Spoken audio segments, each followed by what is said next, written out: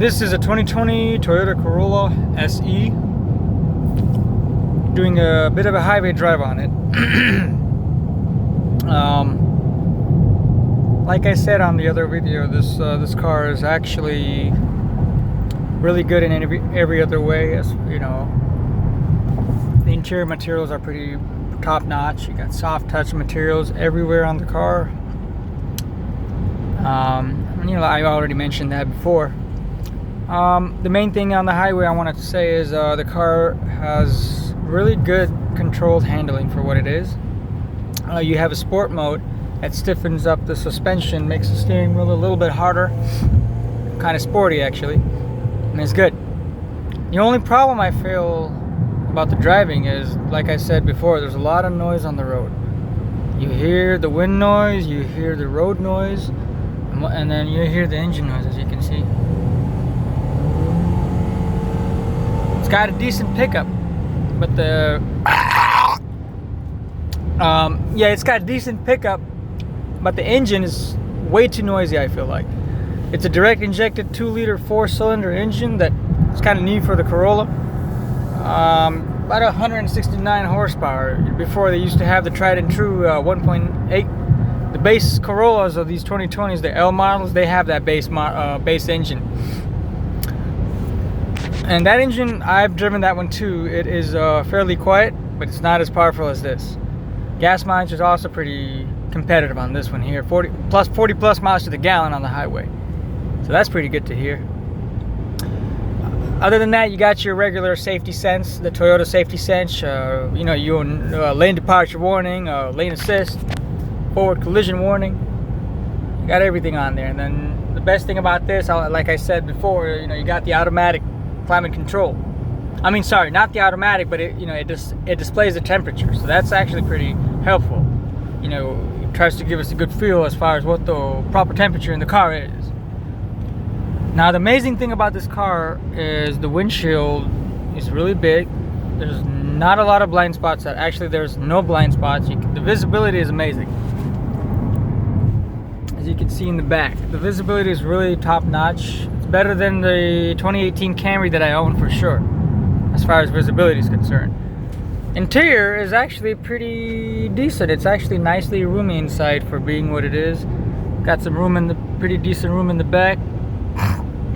Also, the seats, the fabric that they use on the seats is pretty good. I can't complain about that.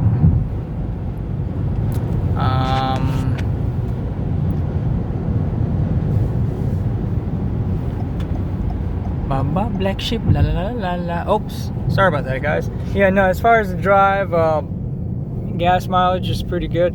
The only thing I notice is the gas mileage. The tank is a little smaller than the Camrys for sure. So what that does is that will cause the gas to burn out pretty quick compared to the Camry as far as the range on the fuel. So just la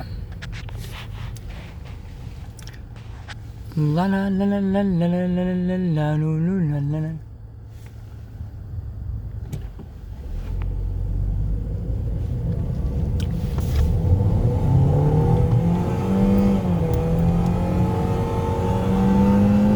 As you can see, the acceleration is pretty good for what it is. Cvt Transmission is actually really well behaved. Normally I thought the Cvt Transmission is a little bit of a deal breaker, but the way Toyota programmed this is pretty good. It picks up pretty good. It has imitated or artificial shift points, so that's actually pretty neat. So what that does is it make you somebody new to a Cvt transmission. It's going to make it feel like you're driving a traditional automatic. Though that's not the case. So that's all I need. You know, as long as it feels like an automatic, it's okay on my book. And because of the CVT, the car can give, or the vehicle can achieve nominal gas mileage. You know, 42, 43 miles to the gallon on the highway. And yeah, as you can see, the parking brake, the electronic parking brake, and the park park hold function. You just push it on there, you see hold, and then I'm at a stop sign, I can just let go of the brake and the car's not going to go anywhere. So that's pretty good. Now this does come with Apple Carplay. It doesn't come with the Samsung version, which is the Android Auto. So it doesn't come with the Samsung version, which is known as the Android Auto. So pretty good. I got all 4 power up and down windows. Pretty good, like I said. Shit. Excuse me. So I guess this concludes the drive of the video. Of the vehicle. I do recommend the car. If you can live with the noise, a little bit of a noise, but they got to do some cost cutting somewhere because they're using pretty good materials everywhere, like I mentioned.